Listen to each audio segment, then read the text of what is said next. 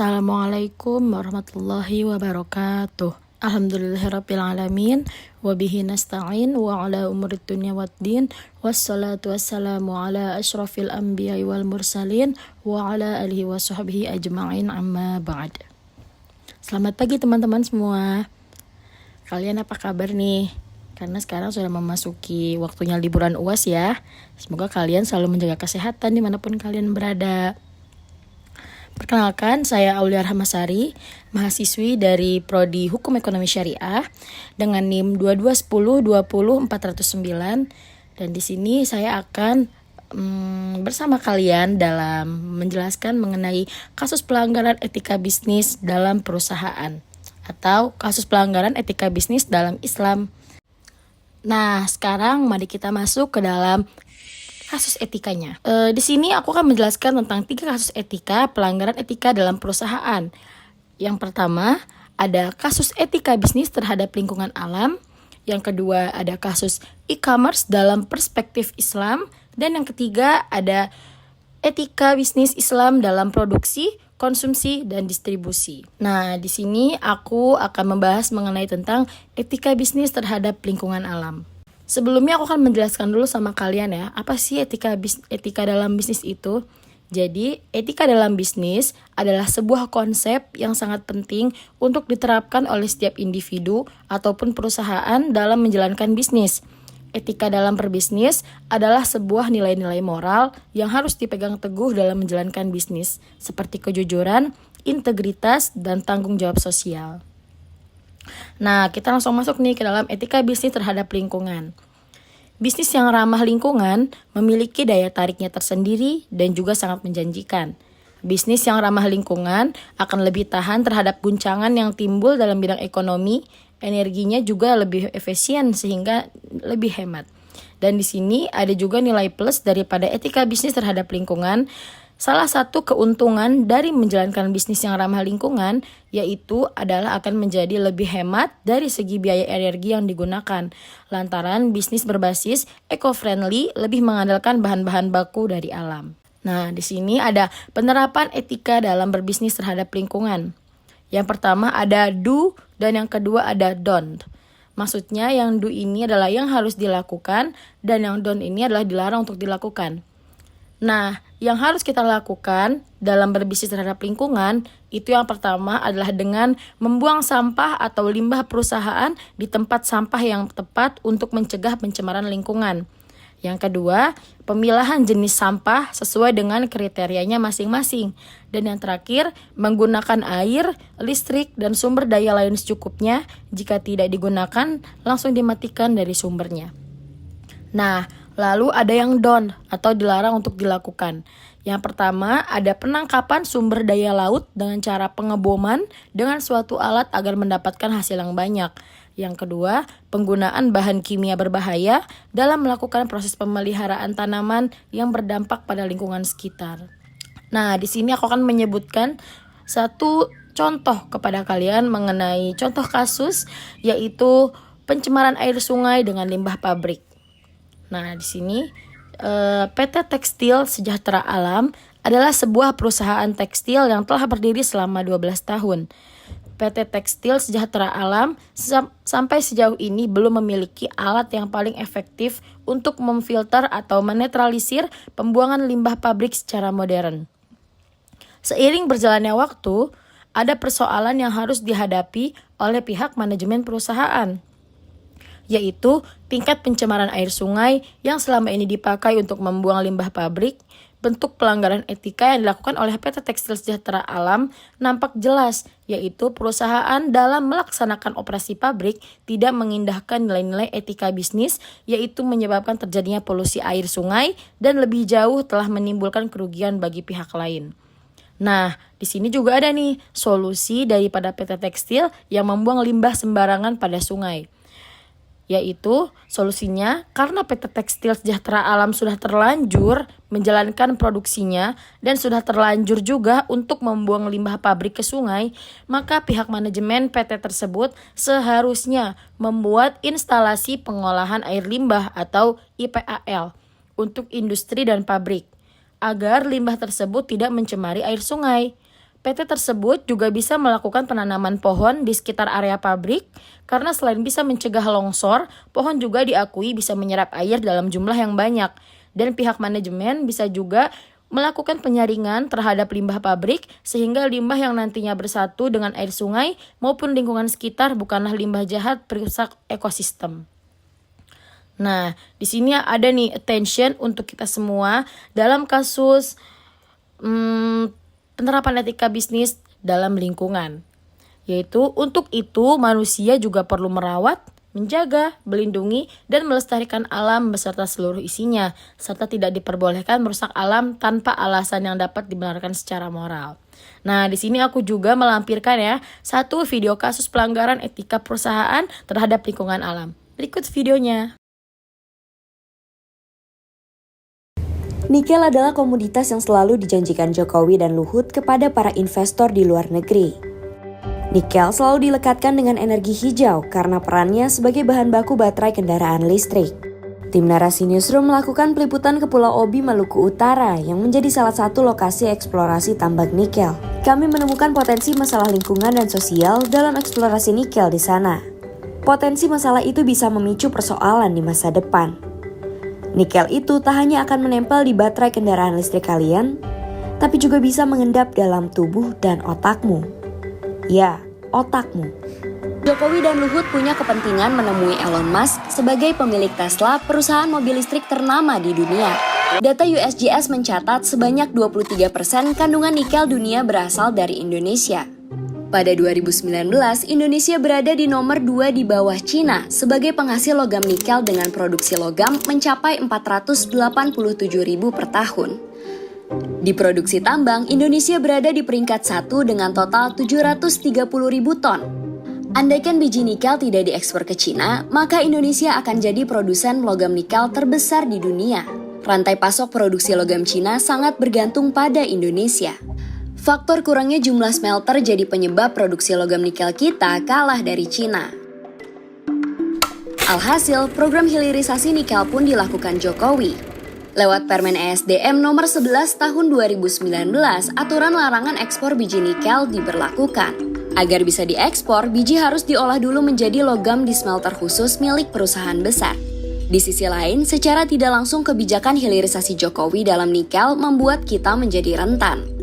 Tahukah kamu sampai 2022 ada 23 smelter nikel di Indonesia yang sudah beroperasi? Dari 23 smelter itu, 21 diantaranya dimiliki oleh Cina. Ini membuat Cina punya kendali penuh atas ekspor nikel di Indonesia. Ketika ramai berinvestasi di Indonesia, banyak pabrik Cina membangun pabrik smelter dengan teknologi Rotary Kiln Electric Furnace atau RKEF. Masalahnya, teknologi ini lebih banyak menghasilkan nikel kelas 2 yang hanya diperuntukkan buat baja tahan karat. Ketika penjualan global kendaraan listrik semakin meningkat, perusahaan Cina berbondong-bondong bangun pabrik smelter nikel berteknologi High Pressure Acid Leaching atau HPAL. Dan di Indonesia, pabrik HPAL satu-satunya yang sudah beroperasi adalah milik Harita Group di Pulau Obi, Halmahera Selatan. Saking bergengsinya, peresmian operasi pabrik ini sampai dihadiri banyak menteri. Cerita ekspansinya perusahaan Cina berinvestasi tambang di banyak benua selalu dibarengi dengan masalah yang mengikuti, termasuk isu pencemaran lingkungan. Dan masalah inilah yang juga terjadi di Pulau Obi. Pencemaran laut jadi salah satu hal yang jarang terekspos ke publik. Seringkali ketika hujan, air laut jadi coklat pekat kemerah-merahan. Ini diakibatkan limpahan ore nikel ke laut. Air laut menjadi merah, ekosistem di perairan sekitar Obi jadi rusak tak karuan. Kami mengumpulkan puluhan foto citra satelit di sekitar kawasan pabrik. Dari foto-foto ini, kita bisa melihat aliran hilir dari mana saja pencemaran laut di perairan Obi. Limpahan lumpur dan limbah pabrik mengalir melalui Sungai Todoku, Sungai Akelamo, dan sodetan sungai kecil yang membelah Kawasi. Tapi, hal janggal kami temukan ketika melihat citra satelit ini. Kamu bisa lihat ada limpahan pekat mengalir dari darat ke laut pada titik ini. Titik ini dekat dengan pelabuhan perusahaan. Jika gambar ini diperbesar, maka terlihat seperti aliran pipa yang mengarah ke laut. Dan jika dilacak lebih jauh, pipa ini bermula dari wilayah perusahaan. Kami menemukan banyak bukti perusahaan membuat pipa buangan yang mengarah ke laut di banyak titik. Entah untuk apa perusahaan membangun pipa itu. Ketika kami datang, banyak pipa itu sudah ditimbun di bawah tanah. Namun, dari foto-foto yang kami kumpulkan, terlihat sebelum pipa itu ditimbun, hilir mudik kapal pemasang pipa bekerja di perairan sekitar Kawasi. Kami menemukan sisa-sisa pipa yang masih terlihat menjorok ke laut. Ketika mengambil gambar ini, kami langsung diusir dan kembali naik ke kapal. Dari laut, ternyata pipa ini menyambung dengan satu gundukan tanah. Di balik gundukan itu, terlihat air buangan dari pipa besar lain mengalir deras. Airnya berwarna bening kecoklat-coklatan. Lewat bantahan tertulis, Harita menjawab begini, mereka tidak paham dengan temuan kami. Mereka bilang pipa yang kami temukan adalah water intake mengambil air dari laut, bukan pipa limbah buangan. Apakah jawaban ini absurd? Tentu saja. Apakah menurutmu pipa di foto ini adalah untuk menyedot air laut? Lalu, apakah air coklat yang tumpah ruah keluar dari satu titik ini juga karena disedot pompa water intake? Nah, tadi setelah kita menonton tentang video kasus pelanggaran etika perusahaan terhadap lingkungan alam, sekarang kita masuk kepada chapter yang kedua, yaitu etika e-commerce dalam perspektif Islam. Aku jelasin dulu ya, apa sih etika dalam e-commerce itu? Jadi, transaksi e-commerce bagi kaum muslim merupakan hal yang penting. Hukum akad atau transaksi jual beli melalui alat elektronik sebenarnya tidak jauh berbeda dengan hukum akad saat jual beli secara langsung. Perlu dicatat bahwa hukum akad jual beli melalui alat elektronik itu adalah sah. Nah, e-commerce diperbolehkan dalam Islam dengan catatan tidak adanya unsur riba, gharar, maisir, dan sebagainya. Oleh karena itu, jika dihubungkan dengan sistem pembayaran pada e-commerce, maka dianjurkan tidak menggunakan kartu kredit guna menghindari terjadinya riba. Nah, langsung kita masuk ke dalam contoh-contoh etika dalam e-commerce. Yang pertama ada jujur dalam mendeskripsikan produk yang dijual. Jadi ketika kita menjual suatu produk, itu kita seperti berdagangnya Nabi Muhammad. Beliau menjelaskan tentang kekurangan yang pada ada barang ini, misalkan beliau menjual kurma. Nah, kita di sini menjelaskan bahwa sebenarnya kurma ini seperti ini, keadaannya seperti ini, pupuknya seperti ini. Nah, itu harus dijelaskan juga, harus jujur dalam mendeskripsikan produk yang dijual. Jadi tidak dilebih-lebihkan. Misalkan sebenarnya kurma ini sudah ada di sini sejak sebulan yang lalu dan belum laku gitu. Tapi ketika ada yang beli, nasi pedagang malah bilang ini kurmanya baru datang kemarin. Nah, itu tidak boleh. Itu namanya tidak jujur dalam mendeskripsikan produk yang dijual. Yang kedua, berbicara dengan bahasa yang sopan dalam melayani. Kita juga sebagai customer pastinya tidak akan nyaman ya kepada seorang pedagang atau penjual yang tidak ramah terhadap customernya atau tidak sopan gitu. Karena kita juga pasti lebih mengutamakan etika dalam berjualan atau dalam berbisnis, walaupun misalkan yang dijualnya itu makanannya enak gitu atau ratingnya bisa 10, tapi jika penjualnya tidak sopan atau tidak ramah kepada konsumen atau pembeli, itu kita akan mengurangi juga nilai yang ada dalam bisnis mereka atau dalam makanan mereka seperti itu. Yang ketiga, selalu bersikap terbuka dan selalu ramah kepada konsumen. Nah, ini juga sama seperti yang tadi. Kita harus ramah kepada konsumen agar dia balik lagi ke kita dan dia suka gitu dengan kita. Etika dalam berbisnis harus diperhatikan karena kamu akan sering berkomunikasi dengan banyak orang. Seperti saat memulai usaha online, kamu tidak akan melihat secara langsung konsumen yang akan membeli produkmu. Oleh karena itu, etika sangatlah penting dalam upaya untuk menumbuhkan kepercayaan konsumen. Nah, di sini ada nih contoh-contoh kasus mengenai e-commerce. Yang pertama ada mencuri ide bisnis. Salah satu kejahatan terbesar yang dilakukan pesaing adalah mencuri ide bisnis.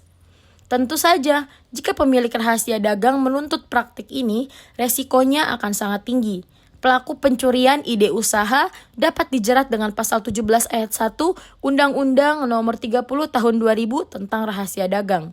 Setiap orang yang dengan sengaja dan tanpa hak memanfaatkan rahasia dagang orang lain atau melakukan perbuatan sebagaimana dimaksud dalam pasal 13 atau pasal 14 akan dipidana dengan pidana penjara paling lama 2 tahun dan atau paling banyak 300 juta. Nah, yang kedua ada penipuan. Esensi terpenting dalam bisnis dan perdagangan adalah integritas dalam bertransaksi. dalam banyak kasus transaksi online, penjual tidak transparan kepada konsumen. Dalam hal ini, penjual tidak jujur tentang kondisi barang dan tidak memberikan konsumen semua hak atas barang yang dibeli. Hal ini memang sangat mengecewakan konsumen dan dapat mengakibatkan retur produk atau keluhan konsumen sehingga memengaruhi penilaian toko. Nah, atau jika tokonya online ya. Tapi dalam penipuan ini lebih sering terjadi dalam kita apabila berbelanja online gitu ya. Barang tidak ketika sampai kepada kita tidak sesuai deskripsi seperti di gambar atau ada kecacatan dalam produk. Nah, seperti itu. Itu adalah kesalahan ya daripada penjual gitu kepada pembeli karena mereka tidak jujur dalam tentang kondisi barang. Jadi mengecewakan konsumen. Seperti itu. Nah, di sini ada attention lagi. Dalam berbisnis agar sesuai dengan perspektif yang dianjurkan oleh Islam, kita harus melakukan kegiatan usaha yang berlandaskan kejujuran dan integritas yang tinggi supaya usaha yang sedang kita bina dapat terus berkembang. Di sini aku juga mencantumkan satu video mengenai kasus pelanggaran etika dalam bidang e-commerce. Mari kita tonton videonya. TP merupakan perusahaan perdagangan elektronik atau sering juga disebut toko online. TP resmi diluncurkan ke publik pada 17 Agustus 2009. Sejak resmi diluncurkan, TP berhasil menjadi salah satu perusahaan internet Indonesia dengan pertumbuhan yang sangat pesat. Hingga saat ini, TP termasuk marketplace yang sering dikunjungi oleh masyarakat Indonesia. TP turut mendukung para pelaku usaha mikro kecil dan menengah atau yang sering kita sebut UMKM dan perorangan untuk mengembangkan usaha mereka dengan memasarkan produk secara online. Berkat perannya dalam mengembangkan bisnis online di Indonesia, TP berhasil meraih beberapa penghargaan, yaitu pada tahun 2014, TP meraih penghargaan sebagai Marketeers of the Year. Pada tahun 2016, TP terpilih sebagai Best Company in Customer Industry dari Indonesia Digital Economy Award 2016. Pada 2018, TP kembali meraih beberapa penghargaan, yaitu TP berhasil memuncaki Apple Store, mengalahkan Facebook, WhatsApp, dan Instagram. Sementara di Android, TP juga berhasil menjadi the top of chart di Google Play, mengalahkan Facebook dan Instagram. Pada Desember 2018, TP terpilih sebagai aplikasi terbaik pilihan masyarakat di Google Play. Namun, di balik semua penghargaan yang didapat, TP pernah mengalami kebocoran data, yaitu tepatnya pada bulan Mei 2020. Data dari 91 juta akun pengguna TP diretas oleh pihak tak bertanggung jawab. TP dihantam kebocoran data 15 juta akunnya. Pemilik akun yang membocorkan juga memberikan info akan menjual 91 juta data pengguna TP. Data yang sebelumnya diperjualbelikan seharga 5.000 US dollar atau sekitar 70 juta rupiah itu kini bisa didownload secara bebas. Permasalahan ini bermula dari salah satu anggota pada sebuah grup Facebook terkait keamanan cyber yang berisikan hampir 15.000 anggota memberikan link tautan untuk mengunduh data TP sebanyak 91 juta secara gratis. Saat ditelusuri, link tersebut bersumber pada salah satu akun bernama Kelly di forum Red Forum. Akun tersebut membagikan secara hampir cuma-cuma di Red Forum yang sebelumnya didapatkan dengan cara membeli data tersebut di dark web sebesar 5.000 US dollar.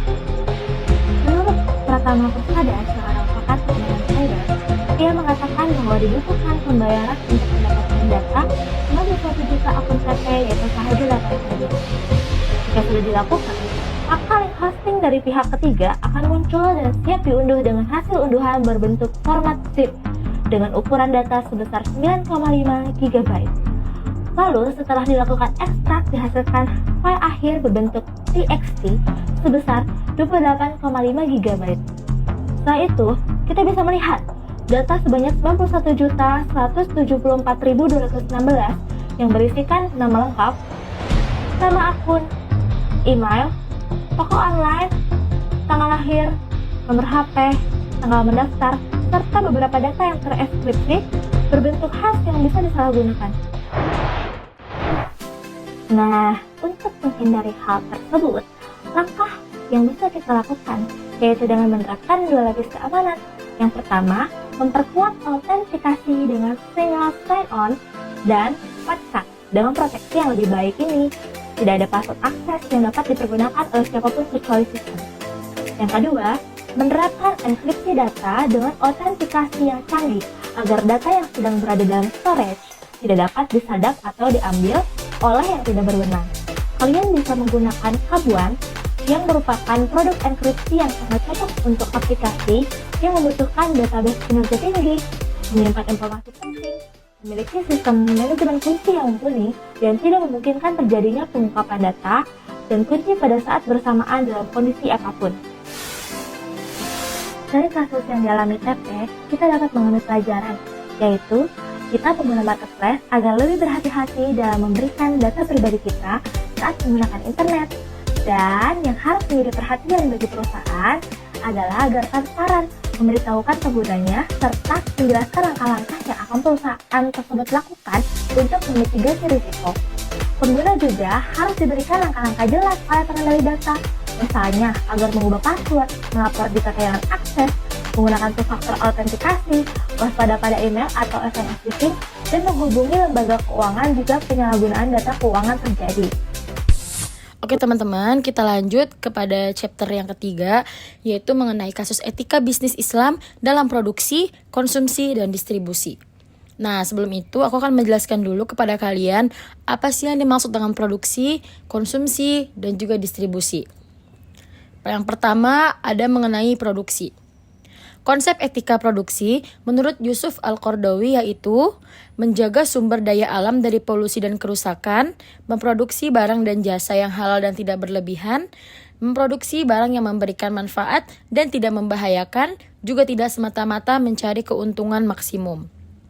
Konsep etika produksi menurut Muhammad Najatullah Siddiqi yaitu memperhatikan kepentingan masyarakat dengan memproduksi dan memberlakukan harga rendah pada barang-barang pokok, tidak mengejar keuntungan maksimum semata, barang haram tidak diproduksi dan tidak berlebihan, mengurangi produksi barang mewah, meningkatkan produksi barang pokok yang penting. Dan konsep etika produksi kedua tokoh tersebut secara substansi telah dan sesuai jika dihubungkan dengan praktiknya di Indonesia. Nah, di sini ada beberapa dari penerapan dan juga pelanggaran daripada produksi. Yang pertama ada penerapan. Ada batasan antara halal dan haram yang tidak boleh dilanggar dalam memproduksi suatu barang, yaitu halal yang diharamkan untuk diproduksi karena dapat mendatangkan kerusakan dan kemudaratan bagi alam dan manusia itu sendiri. Dan sistem ekonomi Islam mempunyai ciri tersendiri dalam mengatur sistem produksi ini. Lalu ada pelanggaran. Pelanggaran yang dilakukan dalam penerapan etika berproduksi adalah tetap menghalalkan segala cara untuk memproduksi meskipun si produsen sudah mengetahui bahwa bahan atau cara yang digunakannya itu haram. Nah, lalu yang kedua ada konsumsi. Sementara itu, etika konsumsi dalam ekonomi Islam adalah memperhatikan prioritas kebutuhan, mengkonsumsi produk halal, memperhatikan kualitas konsumsi halal lagi baik, dan mengutamakan nilai maslahah serta kesederhanaan atau tidak israf. Nah, di dalam konsumsi juga ada penerapan dan juga ada pelanggarannya. Dalam konsumsi, penerapan prinsip ekonomi dalam kegiatan konsumsi di kehidupan sehari-hari dapat dilihat dari sisi konsumen dalam penggunaan barang dan bahan baku yang sesuai dengan kebutuhan dan membatasi pula antara konsumsi yang halal juga yang haram. Lalu kalau dalam pelanggarannya, pelanggaran yang dilakukan dalam etika konsumsi adalah sifat manusia yang masih terbilang boros dalam menggunakan suatu sumber daya yang tersedia baik itu dalam bentuk barang maupun bahan baku yang digunakan, serta tidak memperhatikan konsep halal dan haram dari barang yang dikonsumsinya. Nah, yang terakhir ada distribusi. Dalam aktivitas ekonomi secara sederhana, distribusi diartikan segala kegiatan penyaluran barang atau jasa dari tangan konsumen. Aktivitas distribusi harus dilakukan secara benar dan tepat sasaran agar barang dan jasa atau pendapatan yang dihasilkan produsen dapat sampai ke tangan konsumen atau yang membutuhkan.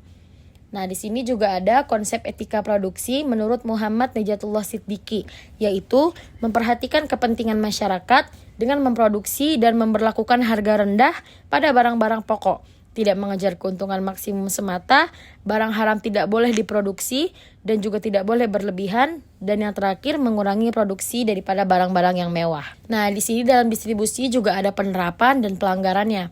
Penerapan prinsip ekonomi dalam kegiatan distribusi yaitu menyalurkan barang dengan prinsip tepat sasaran, tepat waktu, dan tepat tempat. penempatan perusahaan di antara produsen dan konsumen, dan juga memberikan layanan kepada konsumen dengan baik. Nah, kalau dalam pelanggaran yang dilakukan dalam kegiatan distribusi adalah penumpukan barang yang tersedia untuk didistribusikan. Lalu ketika harga barang itu sedang terjadi kenaikan, maka akan dijual kembali oleh pihak yang melanggar ini dengan harga yang tinggi, tidak seperti harga rendah seperti biasanya, karena barang tersebut sudah langka. Nah, itu tidak boleh ya, karena hal itu dilarang oleh prinsip Islam karena dapat menyebabkan kehabisan stok barang bagi pengusaha lain. Nah, di sini juga ada tensionnya dalam produksi, konsumsi, dan berdistribusi. Bijaklah kalian semua dalam memproduksi, konsumsi, serta berdistribusi. Aku juga mencantumkan satu buah video kasus pelanggaran etika dalam produksi, konsumsi, dan distribusi. Ayo kita tonton videonya. Ratusan box masker dan cairan pembersih tangan sitaan ini Senin siang disita Satreskrim Polres Bogor dari sebuah rumah kontrakan di kawasan Pakansari, Kecamatan Cibinong, Kabupaten Bogor, Jawa Barat. Polisi menangkap 4 tersangka, berikut barang bukti lainnya 2 buah mobil. Jualnya harga segini apa motifnya?